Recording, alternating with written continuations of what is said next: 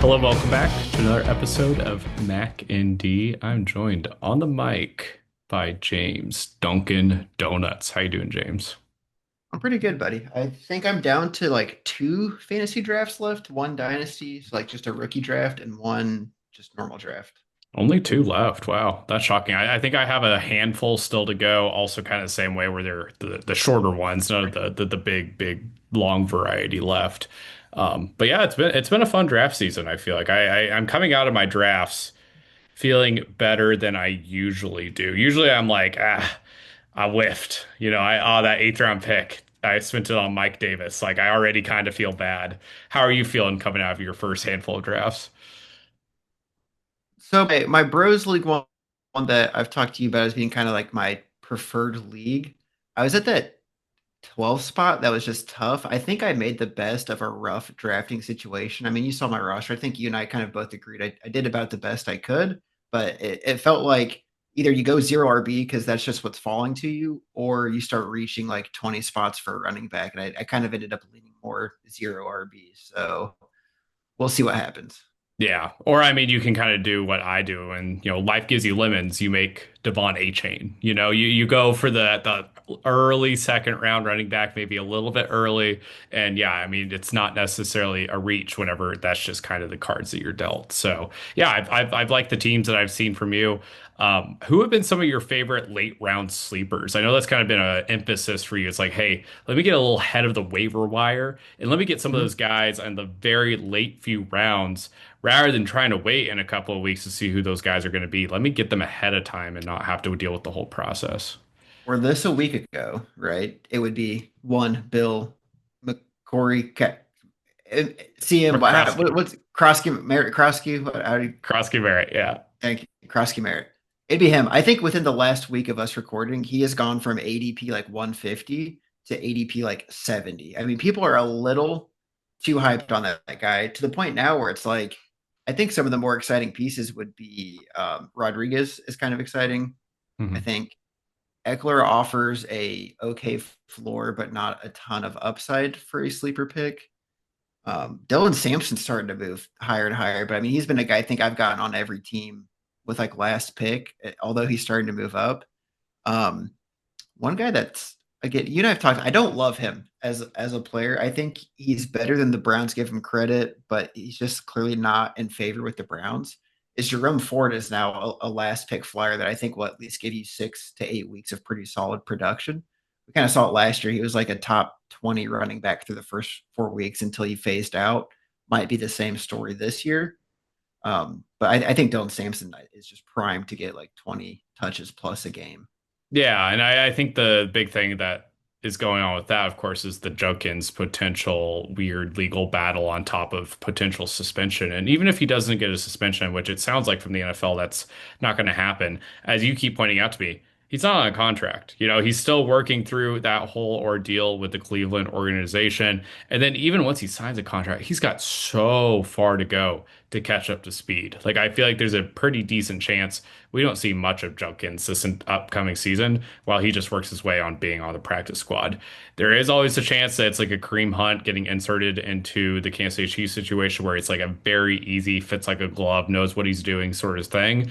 But like that transition from college to NFL, like it just takes guys a little longer. I mean, look at like Blake Corum last year with the Rams, where he looked like a plug and play type of dude and he just kind of disappeared for the whole season. So I Yeah. love the Samson call. Again, in my bros league that I'm pretty hype on it. This I know it's just like the biggest Bucky fan last year. This is the league where I had Bucky. Everyone was like, "Who the hell is that guy?" It pops off, right? Well, after I take Dylan Sampson, the only other running back taken was Jalen Wright. People were taking Garindo before him. Someone took Tootin, Ray Davis, Tajay Spears, Braylon Allen, Nick Chubb, or Mondre Stevenson. I kind of like Samson's upside more than all of those guys. Could Samson flame out and nothing happen? Sure, but it's my 15th round pick. Who cares, right? Like my kicker was my next pick, so I think he's got the potential to return RB2 value, and you're getting him in the 15th, 14th round. Yeah, absolutely. And a guy that you just mentioned there that we should definitely point out that is now hurt is Tyjae Spears. Tyjae Spears going into the season, going into last season especially, was looked at as like a bit of a sleeper. That offensive line in Tennessee is actually not half bad. They invested a ton of money, including into Dan Moore, to get a new offensive left tackle there. You obviously spent a very high pick on Skoronski, Peter Skoronski out of Northwestern last year. And it felt like Tyjae Spears is going to be a big beneficiary of that. He is out for at least the first 4 weeks, got placed on the IR for the first 4 weeks. Looks like it's probably going to be either a half a season injury, if not the whole season injury. And there's nobody else going on in Tennessee right now. So there's a good potential for Tony Pollard, who's going in like ADP of 70 to 80, depending on your draft. There's a pretty decent chance that he's actually going to be incredibly solid and return like a guy that's going to be like a top 30 player in all of the NFL this season, which is funny because like the Tony Pollard thing has been such a roller coaster where he's like the efficient guy behind Zeke and then just has a really disappointing season. Everybody's kind of out on him, but like last year when he was getting burned, he was playing like 80 to 90% of snaps in Tennessee, which was obviously a rough situation. Cam Ward should be able to take a little bit more heat off of him. But it's not a sleeper, obviously. But if you're kind of trying to get a boring guy that's just going to help you win your league, I think Tony P is kind of where it's at right now. The one I think the guy that I was hype on, I think I might have even mentioned him in our RB episode. I was super excited for Isaac Guerendo. I mean, he's almost untouchable now that it looks like CMC is healthy and they traded for Bryant Robinson, right? Like, I don't necessarily want that. It was exciting when they got rid of everyone else on that roster and he was the only person left after CMC. Now he's just an RB3 on a team that wants to give all the touches to CMC. So it's like, I don't love him. Tootin, everything out of Jacksonville. Like, he's clearly a fast, athletic guy, but everything coming out, it's like split backfield of Bigsby and ETN. Um, I'm just kind of going through like Nick Chubb. I think maybe by default he gets a lot of touches early. I don't know if I trust his leg. I mean, sure, you're drafting him pretty late. Jay on Blue, is that an exciting pick? I don't know. It starts just getting really weird. The sleepers this year. I think the big one, even though I said it earlier, honestly, I think Eckler is just not worth your pick late. Like, there's just not enough upside there to grab someone like him, and I think Chubb might be in that same ballpark. Like, he could easily be a 10 point a game running back, but that's not winning your league, and you're trying to win the league, rounds 10 through 15.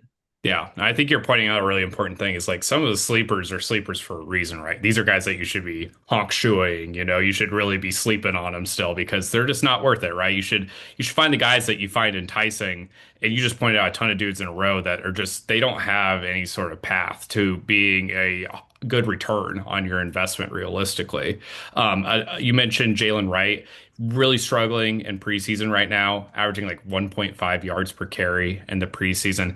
I think it'd make a ton of sense realistically now to go get the other guy that's in that Miami backfield. Very, very good for offensive production with Mike McDaniel cooking up crazy stuff in that backfield. And that's Ollie Gordon, a guy who won the Doak Walker, was going into his junior year at Oklahoma State with a ton of hype. They super underperform, preseason pick number 1 in the Big 12, the Oklahoma State Cowboys were. Didn't do anything, actually ended up finishing second to last or last with Utah last year and all of the Big 12. Wheels completely fell off. Ollie Gordon has an average to below average season, but he's picking right off where he left off with that second season with Oklahoma State. He's averaging like 5 yards per carry in the preseason, getting a ton of burn, doing a lot of cool stuff out of that backfield where the offensive line's not all that solid. And it's really just showing that, hey, maybe that junior year was a bit of an aberration. It was a tough year with Gundy as well at Oklahoma State, and maybe he's actually a lot better and kind of back to what we remembered him being. So I like Ollie Gordon as a sleeper. And then we were talking about another guy today that I thought was just a really great point by you, Mike Evans in Tampa Bay. Obviously not a sleeper in the traditional sense, more in the Tony Pollard sense, but he's going in like the 40s and the 50s in drafts right now.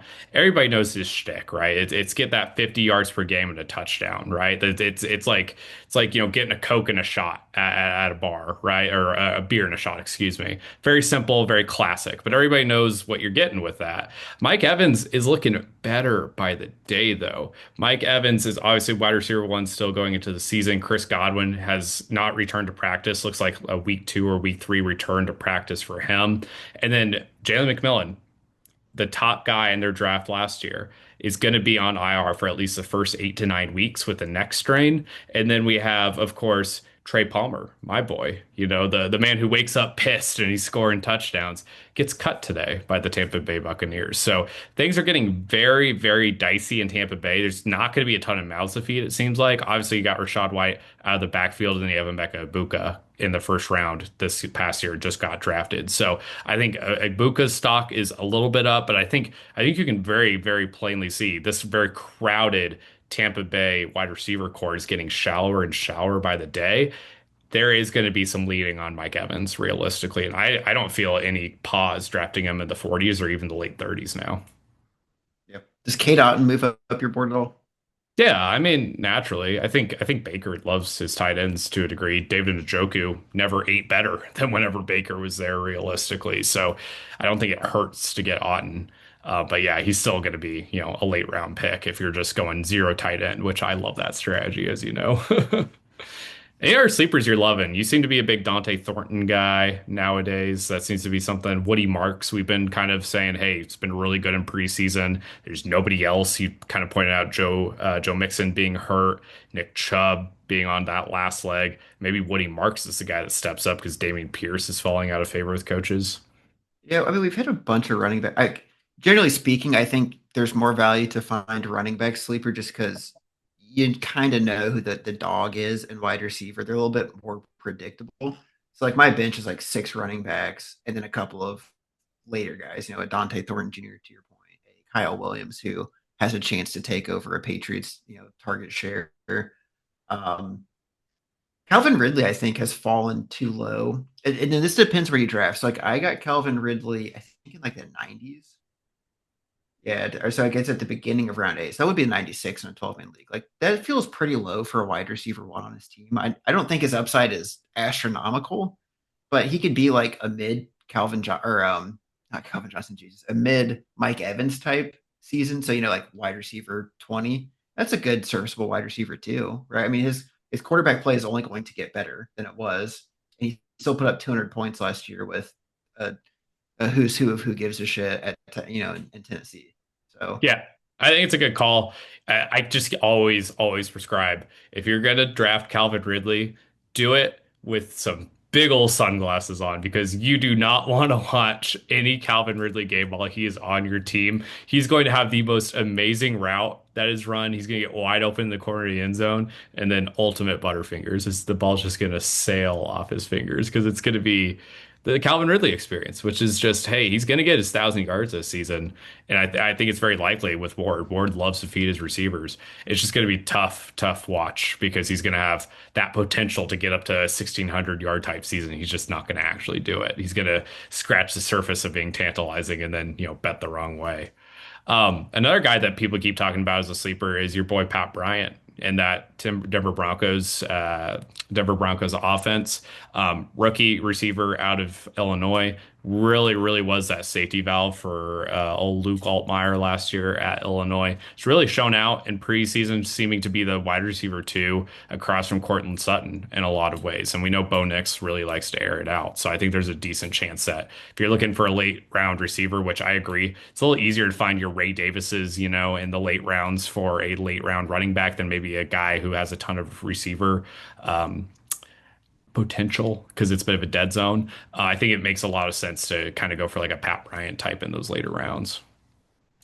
yeah, absolutely. I've talked about him. I think he's maybe 1 year away. I still think that's just Sutton's, receiver room. Like the tough part with rookie receivers is you're either drafted really highly and there's a clear way to getting the majority of targets, right? Justin Jefferson comes into a team that just lost Stephon Diggs to trade. There's a ton of targets vacated. Jamar Chase comes into a Bengals team that's terrible. Tons of targets to go around, right? Um, Someone like Pat Bryant's coming into a pretty well established team. It's like those guys are relying on injury, and the problem is you can't hold on to a guy hoping for an injury, right? Like cutting Dante Thornton is going to be pretty easy after 2 weeks if he has received two targets in those first couple weeks. Then you like keep an eye on him, and if an injury happens, you go get him. Um, Same with like Kyle Williams, right? I've got Rashad White on a couple teams. As we'll find out quickly, is Bucky the 90% bell cow or like the 60%? Because if Rashad White's still getting 40% of the backfield touches, he's a serviceable asset. If Bucky's getting every single touch, like Rashad White is unrosterable, and that'll be kind of interesting to see. Yeah. Mark Helbau, I agree. Uh, Speaking of Illinois, how are you feeling about your Fighting Illini this Friday? Well, we have Western Illinois, so I feel pretty solid that we'll do the job. There you go, Leathernecks, 40.5 point underdog as of right now. Dude, it could be a barn burner. I think it's fun that you guys are playing on Friday, though. It's a good way to start the season. It's very, throwback 80s, 90s kind of vibe. Nebraska's got Cincinnati. I'm kind of going for a reverse jinx right now. I'm wearing my Cincinnati shirt, the one and only Bearcat shirt that I have from when I went to go see their campus and see a game there.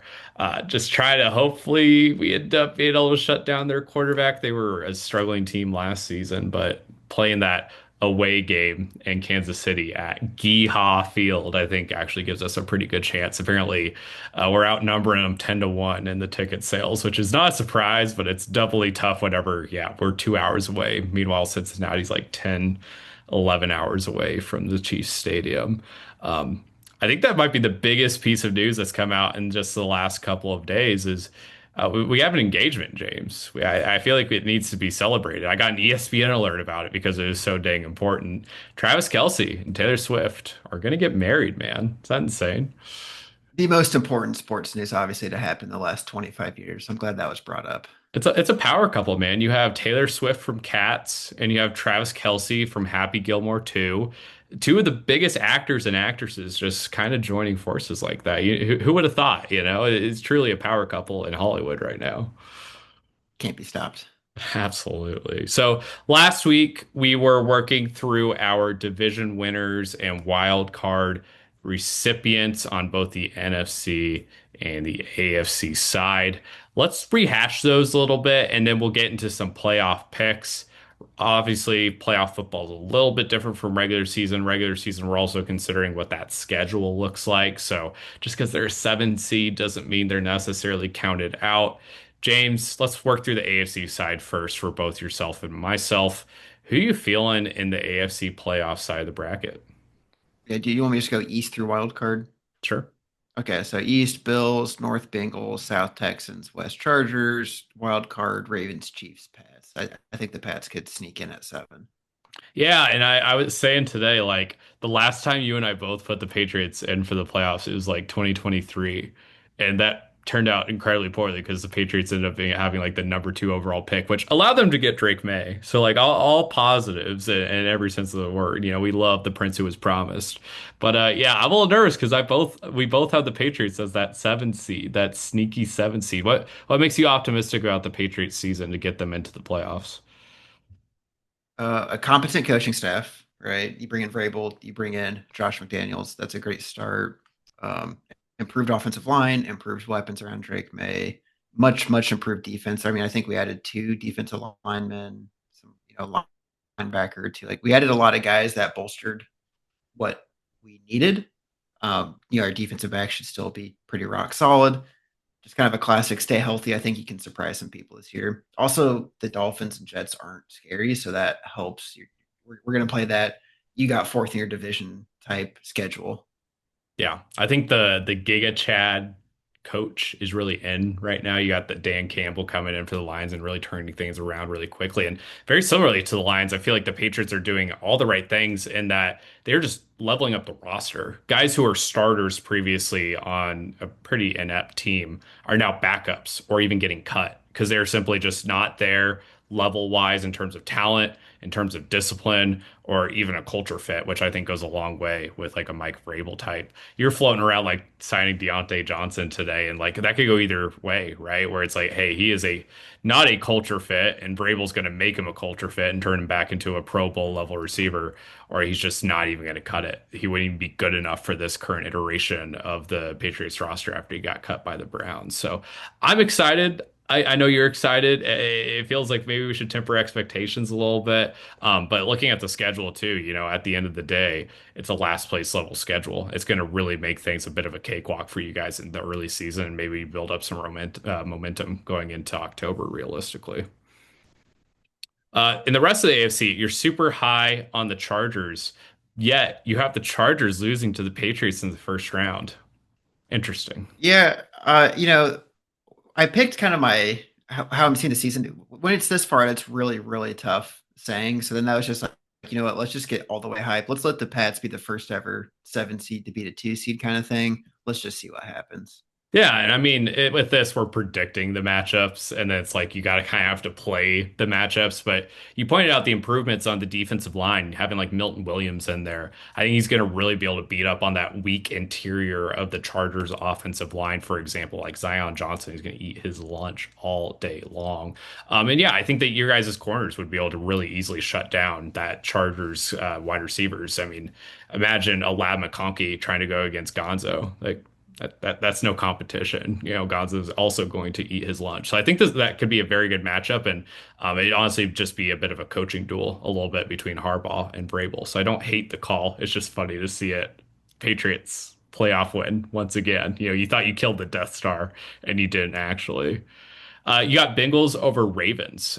This is obviously a rematch from a couple of years ago whenever we had Tyler Snoop Huntley going against Joe Burrow in the Bengals. What's got you so hype on the Bengals going all the way to the Super Bowl, actually, this upcoming season? I just trying to be a little bit different from one side, but they are bringing back their main players, right? They finally signed Hendricks, they signed T, they signed Jamar. They've got good pieces in place. Chase Brown proved he's a bona fide RB1.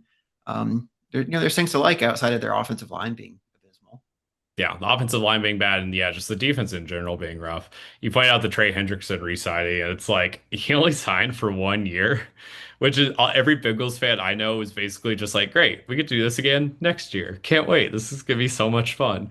But yeah, I think the defense being like awful, like all time awful, might be a little bit overstated. Like I feel like Zach Taylor's going to get his guys in line, and I think that the defensive backfield is actually not as rough as it realistically is. They're all really long and really physical, which I think honestly might end up playing very well into this upcoming season. So I'm also in on the Bengals, and I have them making the playoffs, not going to the Super Bowl, but also making the playoffs. One team that I think a lot of people would be surprised that you and I both have in the AFC Championship game is the Houston Texans. I'm kind of honestly already having regrets about it, but I think this is ultimately a vote in CJ Stroud and just having a ton of confidence in him. What's got you loving the Texans this upcoming season? Yeah, I think one part is they're going to have kind of a cakewalk into the playoffs. They're starting to shape up like the kind of team that can just keep winning their division year after year because no one else in that division seems to be trying all that hard. Um, so I like that. I like D'Amico Ryans. They're going to be a tough defensive team. Another team that the offensive line is suspect. I think they at least addressed it a little bit. Um, but I mean, they've got just a dearth of wide receiver talent. I mean, they've got like four guys, especially if they can get Tank back. Yeah. So there's reasons to be pretty hyped there. I mean, they're gonna have to throw that ball a lot. I'm not sure who's gonna run there in Houston. We might see a rare Damian Pierce sighting at some point, but I just think this is kind of a coaching staff quarterback combination that can be successful. Yeah, no, I agree. And it's weird because it feels like they're trying to just make things as difficult as possible for Stroud on the offensive side, all at the expense of making the defense as good as possible. Like Stingley and Will Anderson and Grenard, like they're all going to be ready for this upcoming year. And they were awesome last year down the stretch. Offensive side, they cut Trent Brown today. They are saying that maybe they're going to end up trading away Cam Robinson, the starting left tackle, in favor of a rookie, which is a wild decision to make. But yeah, if they can survive the first month and a half, they're going to be so primed come playoff time. And I think this might be a year we actually see the Texans exercise some of their playoff demons realistically. If they can get to week 9, that means Tank Dell's coming back. That means Joe Mixon's coming back. That means probably Xavier Hutchinson is in full form. Some of those rookies, the Iowa State guys, Noel and Higgins, are probably ready to go. I think that there's a decent chance that we see a huge late run by the Houston Texans and ultimately get a lot of momentum going into the playoffs, which, yeah, AFC title game might be a tad rich. I think there's going to be a lot of Chiefs fans that are not happy with us, but it's just where I ultimately see Stroud's ceiling being, and I wouldn't be surprised to see them make a surprise playoff run. What's got you so low on the Ravens, James? They just they don't know how to win playoff games, man. I don't know. I mean, they're kind of like the Chiefs. Like they had so high of expectations last year and just fell short. You could just kind of see an emotional reset happening this year. Yeah, I kind of see it a little bit differently than you. I think that big of a letdown might just kill your average team. I think a lot of people, after seeing that happen to their team, would be very reserved in terms of how they were going to approach the offseason. Hey, we were one play away from having a pretty decent chance at winning the Super Bowl. To, hey, let's just not change it a ton of things. Let's just run it back realistically. The Ravens said, no, we are going to do a relatively pretty big upheaval, especially for them getting DeAndre Hopkins in there, getting Jair Alexander in there. I don't feel like they really, stood on their laurels too much. They didn't really stand pat, and they really changed a lot going into this upcoming season. I think familiarity is also going to be a big thing. I think people go forget going into last season, they lost all their coordinators. Just that brain drain that you always talk about, I think really hit them really hard, especially late into the season. So I think going into a second season with a lot of those coaches there, it's going to be a huge, huge thing for them. I actually have the Ravens going to the AFC Championship game, going to the Super Bowl, and ultimately winning it all. I think the fact that they have so much depth at receiver, so much depth at running back, they get Keaton Mitchell back healthy, which I think is going to be a huge thing. And the offensive line is solid as always. We saw a truly healthy season and what we could get out of Ronnie Stanley getting back to that all-pro level, basically. I think this could be an awesome Ravens season. I'm always optimistic about them going into every year, but I think this might be the year they actually finally put it all together. I think you see the Ravens the way I see the Packers, which is just through one heck of a pair of rose tinted glasses. Yeah, and that's why I have the Packers as my number one seed. Very good transition, James. Thank you. Yeah. On to the NFC side of things. You and I both have the Packers very strongly getting into the playoffs and ultimately winning a playoff game. What's got you so hyped about the Packers this upcoming season? Real rose-colored glasses. Coaching staff, quarterback play, they've improved their defense. I just always trust LaFleur. I mean, I think he kind of coaches circles around some of those other teams. It's a tough NFC North, but he just about outclasses any other NFC coach. Yeah, no, I totally agree there. And I think again, it's very similar to how we're looking at the Patriots, right? Where like they are getting rid of a lot of the fat on the edge of the roster. They just cut Mecole Hardman today because all the other receivers are so good. They have so many other good receivers. They're converting Bo Melton to a corner. And then even on the deeper end of the defensive side, they only have a spot for Isaiah Simmons, who literally is a chameleon on defense. He's not good. He's not a good chameleon, but like he's just not even good enough to make this roster at this point. And I think people kind of forget how young that defense is in Green Bay, right? Like Jair Alexander is honestly like one of the old farts in a lot of ways. And so you get another year of development under Isaiah McDuffie and Quay Walker and Lucas Van Ness, who might just be bad, but we'll have to see. And then you still have, of course, Kenny Clark and Rashawn Gary there, really setting the tone on the defensive line. So I'm a big believer in the Packers. They're my number one overall seed. I don't have them winning the NFC by any means, but I have them getting into the first round after a first round bye, getting to that divisional round, and then ultimately beating the Philadelphia Eagles, the defending champions. I think a lot of people would be a little bit surprised for us to not, neither one of us having the Eagles winning the NFC this upcoming season. What's got you a little bit down on the Eagles coming into this year? It's not even down. It's just the fact that you're going to have brain drain from coaches. You just played 4 playoff games the year before. Like it's just not easy winning the Super Bowl back to back. You spent extra time playing playoff games. You spent time celebrating. Like it's just there's a reason it doesn't happen often. They're also in a division where it just feels like every year someone else wins it.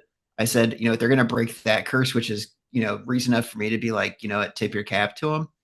It's just a tough NFC, and I think people are obviously going to be gunning trying to figure this team out. They'll kind of maybe try to replicate the Rams in the playoffs and do a little bit of what happened there. Yeah, I think people are going to pretty quickly remember why they didn't like Nick Sirianni. And like, yeah, he won the Super Bowl. Yeah, shout out. That gives you a couple more years of job security no matter what happens. But yeah, he's kind of vanilla, right? And like when Saquon is not being superhuman, which like is going to be really tough for him to repeat realistically, I feel like Sirianni just gets a little bit one note, gets a little bit too simple, and Jalen Hurts just doesn't quite have the outside arm to be able to deliver a deep ball to an AJ Brown or a Devontae Smith all the time. I also think people really much so forget how beat up that offensive line got, especially as they got deeper and deeper into the playoffs. Cam Jurgens was playing on one leg, just got an extension. Jordan Mailata was on one leg for all the playoffs or out. And then Lane Johnson, Mr. Iron Man, was also very much so struggling as we got to the end of the season, still elite in a lot of ways. The one thing that makes me have some pause with saying, hey, I don't think the Eagles are going to be insane is the defense just keeps reloading, right? Like you cut off one head of the dragon and then two grow back. It feels like every single time, and they just keep drafting incredibly well. Last year was the corners. They got some reinforcement on the defensive line coming into this season. That's going to be the hard part with betting against the Eagles realistically. But I agree with you 100% that I just think the health and the longevity and the stamina is really going to break into the Eagles this upcoming year and Well, going to cause them to lose. let's also take a step back. You and I aren't saying this team is bad. We're saying they're one of the 8 best teams in the NFL. We're just kind of saying, hey, there's a tough road ahead of them. I know it's a hot take. Maybe Saquon doesn't run for 2,000 yards again. Like, there's just a lot of things that have to shake right. And part of winning the Super Bowl is getting lucky. And we're just both kind of saying, hey, maybe they just don't catch the same breaks they did. This is still a very good team. I'm saying they're dog shit. I'm tired of seeing the Eagles. I want to see the Lions, man. It's our time. No, yeah, they're a good ass team. You got the Niners in your title game on the NFC side. Talk me through that. Whole team's healthy. They spent an entire season not playing football, just getting themselves ready to go. Sign Purdy. I mean, I guess the caveat being Ayuk has to come back, but CMC is healthy. We haven't seen any of the bad news out of training camp, and that's when you're like worried about CMC. Don't have that this year, so him coming back just turns this offensive unit up, to just a whole nother level. Bosa's healthy. It just feels like their team is always like on off on off. Well, they spent all last season getting healthy. This is another shot for them to kind of just gear up and get after it. I just realized they're going to be starting Luke Gifford this upcoming season. Shout out my Nebraska boy. Yeah, no, I think you're right. It all comes down to health. And that's the coin flip that you play when it comes to the San Francisco 49ers, it feels like. But it feels like Brock Purdy's just getting better and better as the seasons go on. He started playing like a veteran pretty much year one, and he's just playing even more like a veteran, getting more composed and getting more comfortable. The offensive line still kind of sucks. It's very patchwork around Trent Williams. It seems like every offseason they just lose another guy, which is unfortunate.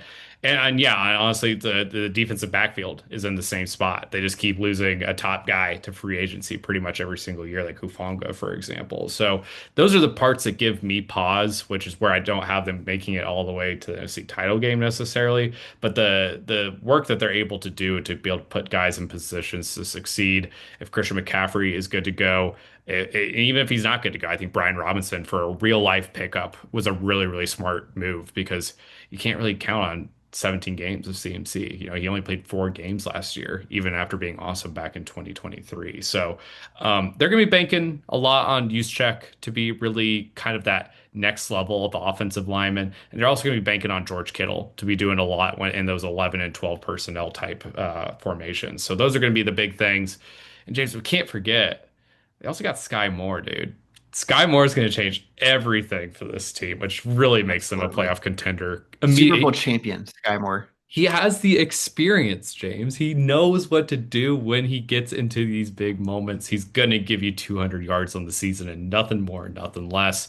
And yeah, I mean, Ayuk and Ricky Pearsall and Juwan Jennings, their health, where their head's at, whether they're just fighting about a contract or if they're really in for the season, that's going to be the thing that ultimately depends on how far they ultimately go.